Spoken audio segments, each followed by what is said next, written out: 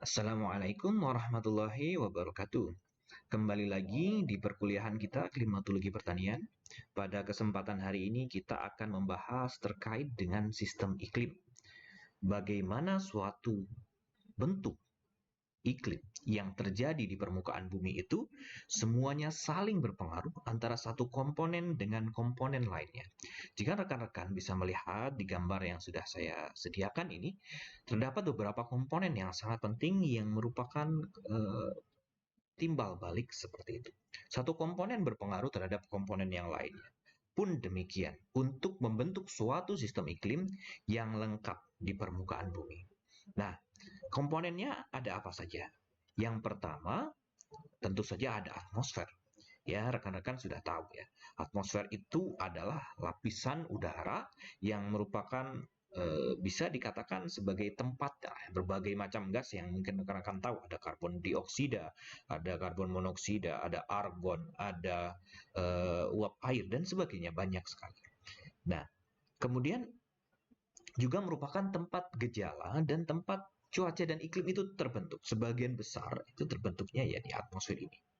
Ya, cuaca yang lebih bisa kita lihat yang paling banyak terjadi ya kalau kita lihat dari lapisan-lapisannya dari troposfer, stratosfer dan seterusnya sampai eksosfer.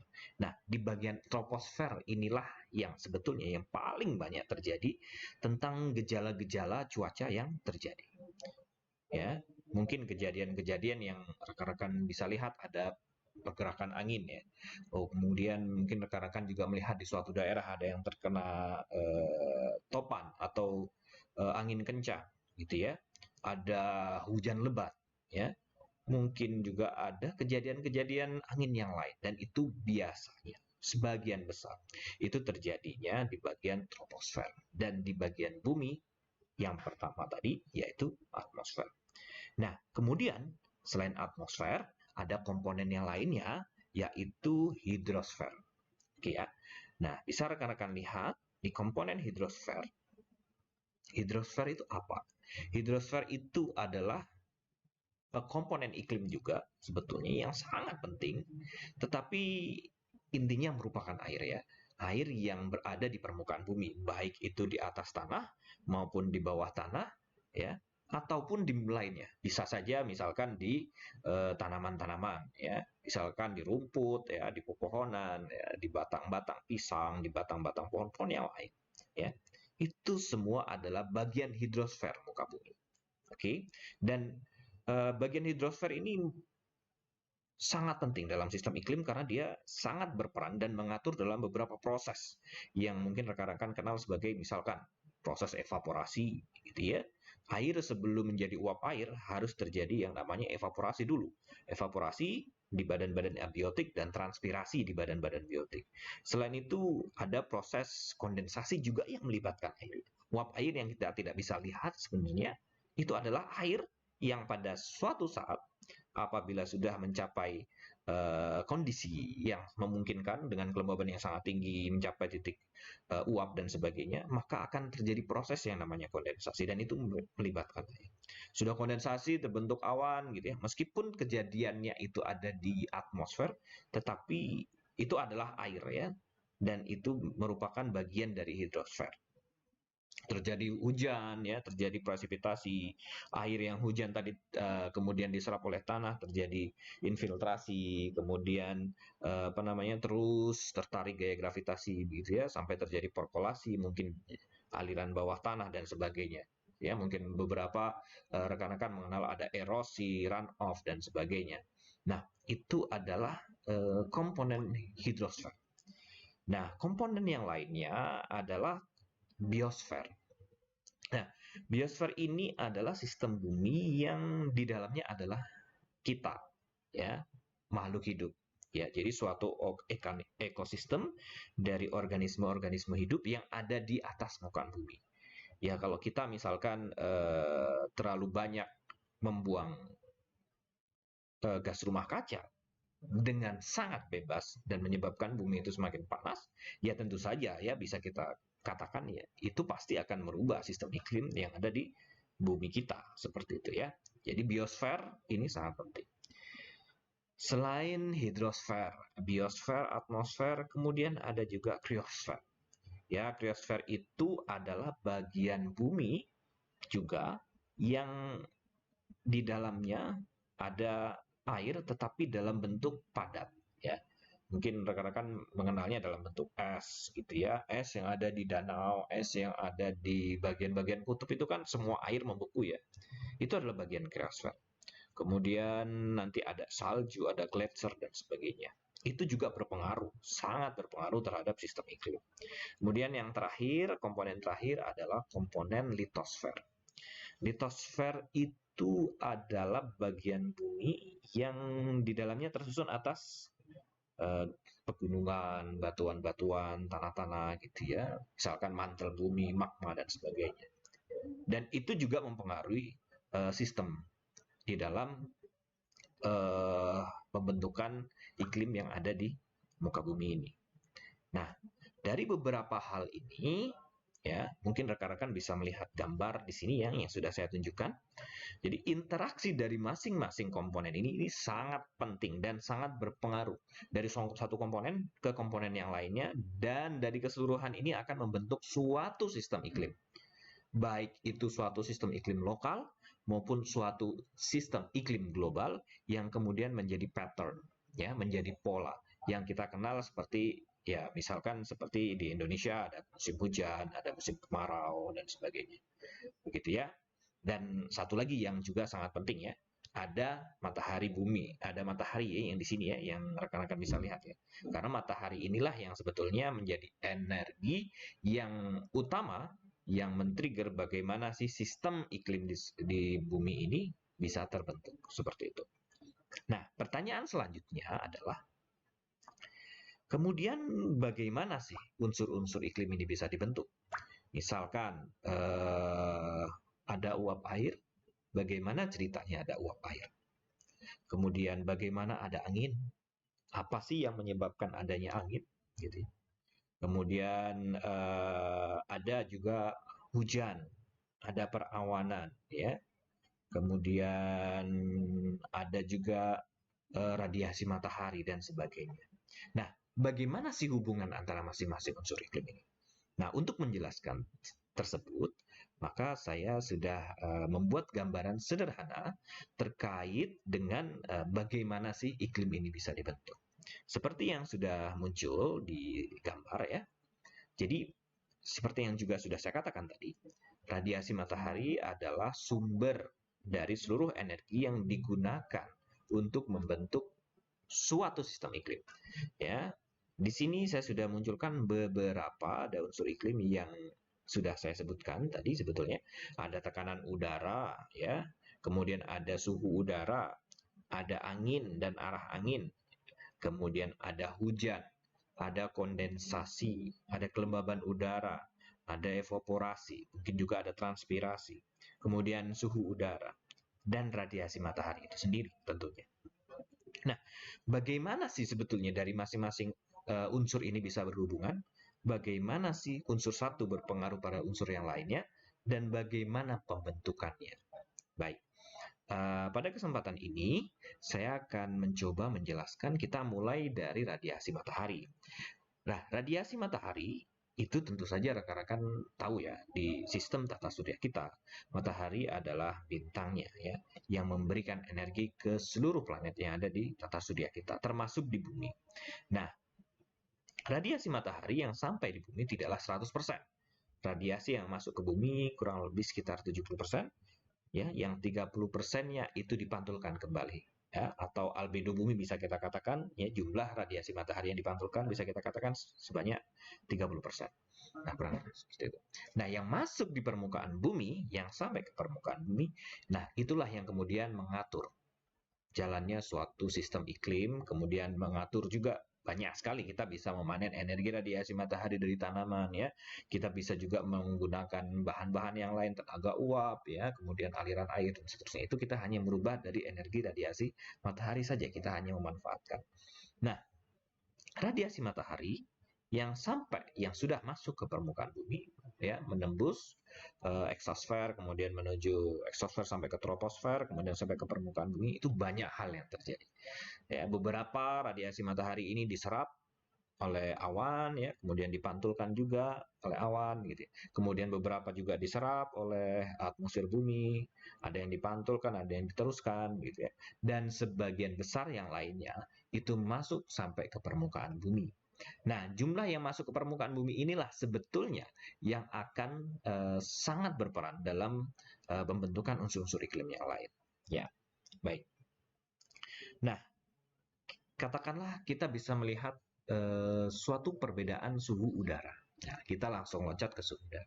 Katakanlah kita bisa mengatakan di suatu daerah ada yang lebih panas, ada yang lebih dingin. Oke, tentu rekan-rekan paham terkait hal ini ya. Kalau misalkan rekan-rekan naik ke daerah pegunungan gitu ya, di sana suhunya lebih dingin. Ya, misalkan pergi ke daerah Gisting, misalkan atau ke daerah Skincau yang merupakan dataran tinggi, pasti di sana lebih dingin dibandingkan dengan daerah-daerah yang lainnya. Misalkan saya di sini di Bandar Lampung itu sangat panas. Jauh lebih panas jika kita bandingkan dengan daerah-daerah pegunungan. Nah, apa yang terjadi? Kenapa kok di daerah pegunungan itu lebih dingin dibandingkan dengan daerah-daerah di dataran rendah seperti itu? Ada beberapa faktor yang mempengaruhi hal ini ya. Bisa dari kerapatan udaranya, bisa dari jenis permukaannya, bisa dari jumlah radiasi yang diterimanya, berapa albedonya dan sebagainya. Tetapi dalam hal ini yang ingin saya sampaikan adalah hal yang paling penting, yang paling berpengaruh adalah berapa jumlah radiasi yang diterima oleh permukaan bumi, berapa jumlah radiasi yang diserap, kemudian berapa kapasitas konduktif, ya, seberapa baik dia bisa menyebarkan panas, seperti itu. Misalkan tanah yang kering, kalau misalkan rekan-rekan panas ini ya sangat gampang sekali menyebarkan panas itu. Nah, kalau misalkan tanah yang basah, ya rekan-rekan panaskan, misalkan dimasukkan ke dalam api dan sebagainya, itu butuh waktu. Karena apa? Karena masih ada air di situ, sehingga tidak mudah untuk langsung membuat tanah itu menjadi panas seperti itu. Oke. Sama halnya dengan di daerah perairan, gitu ya. Rekan-rekan tentu pernah ke daerah pantai, ya, ke sungai dan sebagainya, atau ke sawah, gitu yang banyak airnya. Di daerah-daerah tersebut akan sangat sedikit sekali rekan-rekan merasakan panas. Karena apa? Mungkin panas yang rekan-rekan lihat rasakan adalah panas yang merupakan langsung dari dari matahari maksud saya, ya. Jadi langsung sampai ke permukaan kulit dengan cara radiasi yang mungkin sangat menyengat itu ya. Itu yang kalian rasakan. Tetapi udara di sekitarnya tetaplah sejuk. Kenapa? Karena ketika radiasi sampai ke permukaan bumi, radiasi matahari tersebut tidak digunakan untuk memanaskan karena ada air di situ, tetapi digunakan untuk menguapkan air. Ya, jumlah energi yang digunakan untuk menguapkan air itu jauh lebih banyak dibandingkan dengan jumlah air yang digunakan untuk memanaskan. Jumlah energi yang digunakan untuk memanaskan. Oke. Nah, mungkin rekan-rekan masih bingung sebetulnya saya ingin menyampaikan apa. Yang ingin saya sampaikan adalah dengan perbedaan topografi di muka bumi. Ya, permukaan bumi itu tidaklah rata. Ada dataran tinggi, ada dataran rendah. Oke, ada tanah, ada air dan sebagainya. Tidaklah seragam. Nah, sehingga radiasi matahari tadi yang sampai ke permukaan yang berbeda-beda tadi, maka akan diserap, dipantulkan, dipancarkan dengan jumlah yang berbeda juga. Nah, kemudian keragaman bentuk tadi, keberagaman penyusun tadi juga akan berpengaruh terhadap panas tidaknya suatu benda karena dia akan menghantarkan seberapa baik dia bisa menghantarkan panas, kapasitas konduktifnya seperti apa. Seperti itu. Ya, misalkan besi kita akan sangat cepat gampang merasakan panas apabila dibakar dibandingkan dengan kayu itu ya yang merupakan konduktor ya yang merupakan isolator. Besi adalah konduktor yang sangat kuat ya, dengan gampang kalian bisa merasakan panas di tangan kalian seperti itu. Nah, dengan demikian meskipun radiasi matahari yang jatuh di permukaan bumi itu jumlahnya sama, yang sampai di puncak gunung, yang sampai di permukaan air, yang sampai di permukaan tanah itu sama. Oke.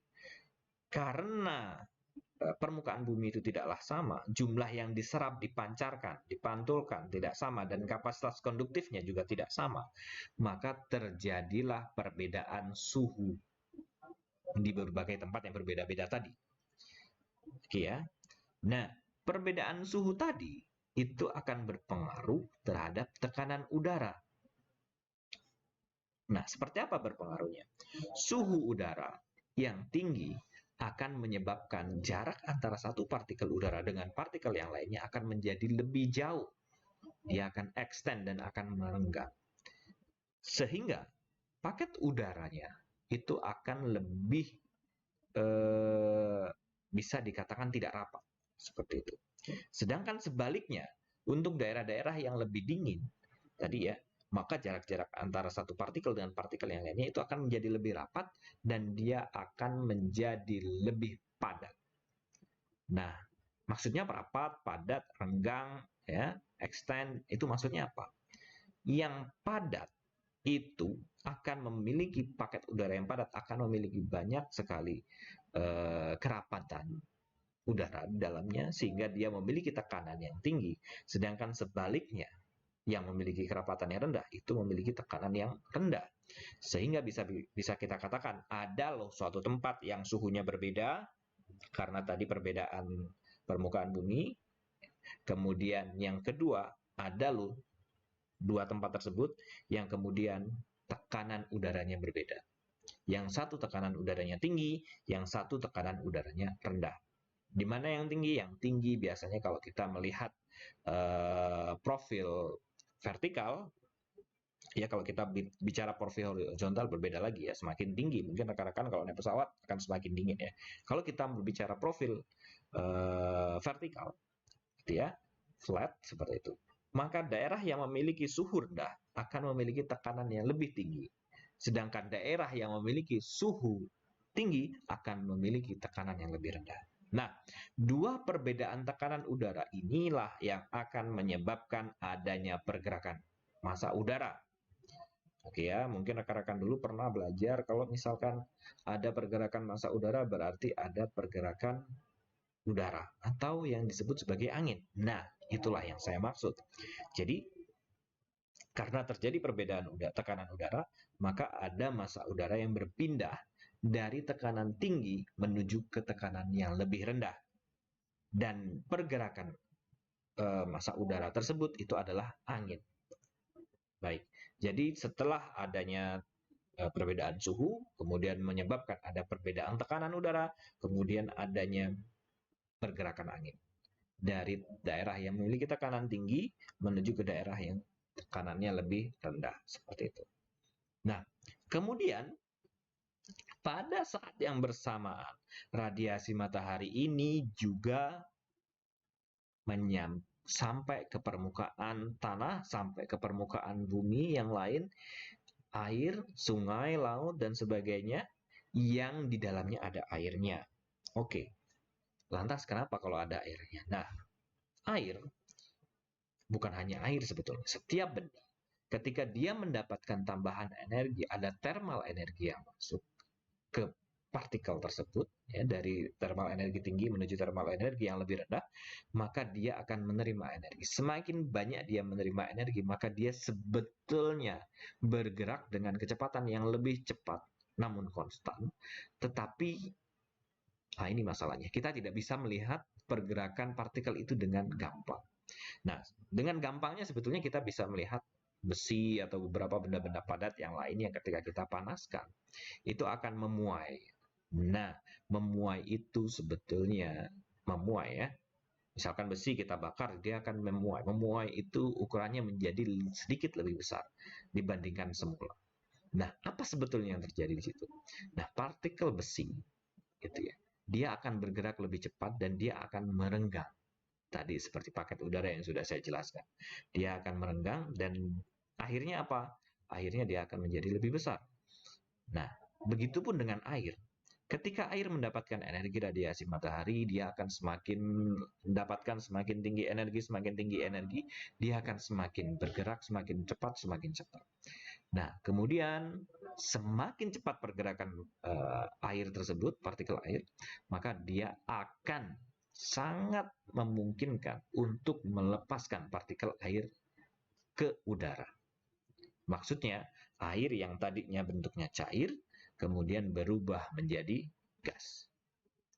Sebagai analogi, mungkin rekan-rekan bisa melihat bagaimana proses merebus air ya. Air itu ketika rekan-rekan mempunyai air yang lebih dingin, kemudian air dingin dari air keran misalkan, kemudian dimasukkan ke dalam panci, kemudian dipanaskan. Apa yang terjadi? Di awal-awal air itu tidak bergejolak sama sekali. Karena massa udara dan massa air ini sama ya dia ya. Ketika dia menyampaikan panas, dia akan berpindah partikelnya, bukan dia akan menghantarkan energi ke partikel yang lainnya, tidak, tetapi dia akan bergerak partikelnya. Nah, di dalam panci tadi, semakin panas, semakin besar apinya, dia akan nanti akan ada gelembung, akan semakin panas, dia akan semakin cepat bergeraknya. Semakin cepat geraknya, air yang ada di panci tadi akan semakin cepat habis. Karena apa? Ya tadi itu akan berubah menjadi uap air atau gas, ya, yang rekan-rekan tidak bisa lihat. Oke. Nah, ada beberapa pertanyaan dari mahasiswa yang juga bagus beberapa kali. Ada beberapa pertanyaan yang menyatakan seperti ini. Pak, bagaimana kalau kita ingin tahu di suatu daerah itu kelembabannya tinggi atau rendah?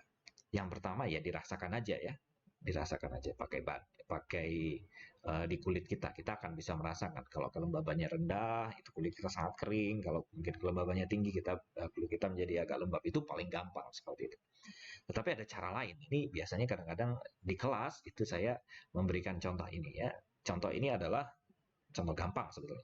Saya meminta salah satu mahasiswa untuk turun, kemudian coba sih kamu beli es teh atau dan sebagainya gitu ya, sesuatu yang dingin gitu ya, kemudian dibawa ke kelas. Nah, kemudian dia akan melihat air, kok seluruh mahasiswa akan melihat air yang ada di luar botol, teh gelas ataupun yang lainnya, dan itu merupakan air yang merupakan bukan air bukan air teh tentunya ya, air yang merupakan uap air yang berubah, uap air di sekitar ruangan yang berubah menjadi air kembali, dan dia menempel di sekitar gelas atau di sekitar botol yang dingin tadi. Karena apa? Karena dia memiliki thermal energi yang lebih tinggi. Ya, uap air yang ada di daerah di ruangan itu memiliki thermal energi yang lebih tinggi dibandingkan dengan thermal energi yang ada di dalam botol yang lebih dingin tadi. Sehingga dia akan bergerak sampai di situ suhunya sangat rendah, dia mencapai kelembaban yang sangat tinggi, mencapai titik embunnya, dan dia menjadi embun, menjadi air lagi, dan dia semakin banyak ya, berkumpul, menempel, bertumbukan menjadi satu, mirip lah seperti kejadian terbentuknya awan. Nah, disitulah terbentuk air. Nah, biasanya dengan contoh tersebut saya bisa menggambarkan dengan mudah terhadap mahasiswa. Nah, oke, balik lagi ke radiasi matahari yang sampai di permukaan bumi yang memiliki air, dan airnya bergerak semakin cepat karena mendapatkan energi yang lebih tinggi, dan air itu berubah menjadi gas atau menjadi uap air. Nah, uap air yang ada di udara inilah yang kemudian mungkin rekan-rekan bisa mengatakan, oh ini lembab, oh ini tidak lembab. Artinya apa? Ada kelembaban udara atau ada jumlah uap air yang ada di paket udara. Seperti itu. Jadi di udara tadi sudah saya katakan ada karbon dioksida, ada argon, ada oksigen, ada nitrogen yang paling banyak dan sebagainya. Dan ada H2O, ada uap air yang bentuknya gas seperti itu. Dan proses perubahan bentuk ini dari air dari cair menjadi gas itu disebut sebagai evaporasi. Jadi harus rekan-rekan pahami prosesnya itu disebut sebagai evaporasi. Kalau dari badan-badan abiotik misalkan tanah, sungai gitu ya, dari genting yang ada airnya dan seterusnya, itu evaporasi. Nah, kalau dia dari badan-badan biotik seperti dari tumbuhan ya dan yang lain-lain, maka bisa kita katakan itu adalah proses transpirasi.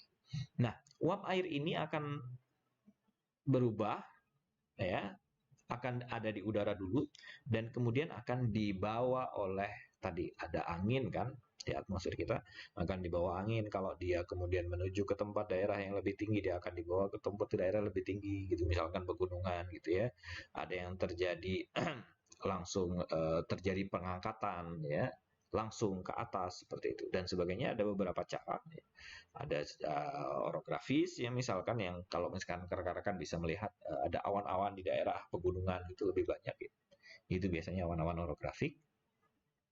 Nah, pada ketinggian tertentu setelah uap air ini dibawa oleh angin, karena seperti yang saya katakan tadi, kalau kita melihat profil vertikal, semakin tinggi suatu dataran akan di troposfer ya tentu saja ya, saya beri batasan di troposfer, maka akan semakin dingin.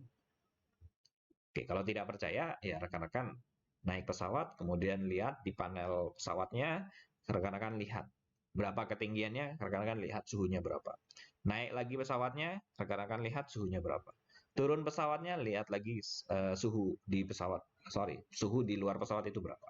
Itu ada informasinya biasanya di panel di beberapa pesawat yang misalkan di Garuda, kemudian di Batik dan sebagainya, itu ada bisa dicek seperti itu.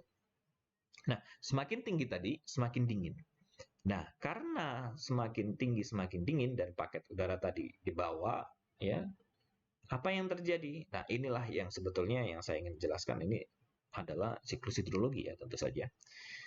Apa yang terjadi sampai di ketinggian tertentu karena sangat dingin, oke, karena sangat dingin sehingga kelembabannya itu ya, dingin itu menjadi rapat ya, partikel udaranya, ingat ya.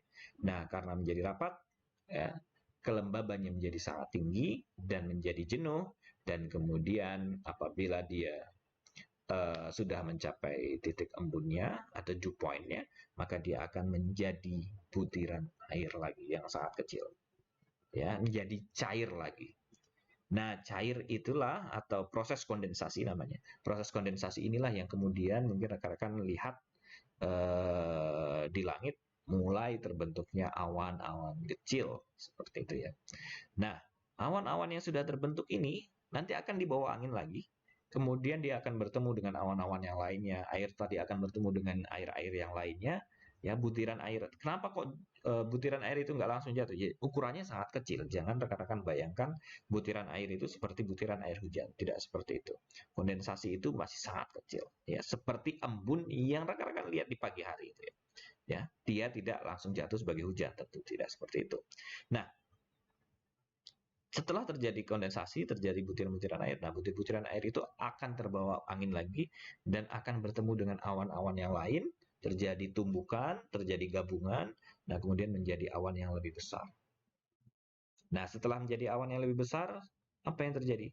Awan yang lebih besar itu maksudnya terjadi tadi yang air tadi yang dari ukuran kecil bertumbukan menjadi lebih besar, tumbukan lagi menjadi lebih besar, maksudnya tumbukan dan gabungan, tumbukan kemudian setelah tumbukan itu tumburan ya. Setelah tumbukan kemudian menjadi satu ya, bergabung menjadi satu, menjadi satu, menjadi satu, menjadi lebih besar, menjadi lebih besar. Nah, pada suatu saat tertentu tergantung pada ketinggian awan tersebut, nah maka daya tarik gravitasi bumi akan mampu menarik air tadi untuk jatuh ke permukaan bumi lagi. Dan itulah yang disebut sebagai hujan atau presipitasi. Oke, nah dari sini rekan-rekan sudah paham bagaimana menjelaskan bagaimana sih unsur-unsur iklim itu bisa dibentuk dan bisa berhubungan satu dengan lainnya. Dari radiasi matahari mempengaruhi suhu udara mempengaruhi tekanan udara membentuk angin, pergerakan angin, ya, arah angin dan kecepatan angin. Nah, kemudian radiasi matahari yang sampai di permukaan air juga akan menyebabkan air itu bergerak dan menyebabkan partikel airnya akan lepas menjadi uap air, menjadi gas, dan proses tersebut disebut sebagai evaporasi. Nah, kemudian uap air tersebut akan dibawa oleh udara, sebagian akan dibawa naik langsung, bisa secara orografis, konvektif, dan sebagainya, dan akan dibawa naik semakin tinggi, semakin dingin, dia akan terjadi proses kondensasi. Nah, proses kondensasi ini akan menyebabkan terbentuknya air dari gas uap air menjadi air yang dalam bentuk cair kembali, dan kemudian mereka memungkinkan tumbukan menjadi yang lebih besar lagi, menjadi ukuran butiran yang lebih besar, dan menjadi hujan karena tertarik gaya gravitasi bumi. Nah, seperti itulah resume bagaimana iklim itu bisa dibentuk. Baik, terima kasih. Sampai di sini dulu perkuliahan kita, perkuliahan klimatologi kita. Kita akan bertemu di seri perkuliahan yang lainnya. Saya tutup. Assalamualaikum warahmatullahi wabarakatuh.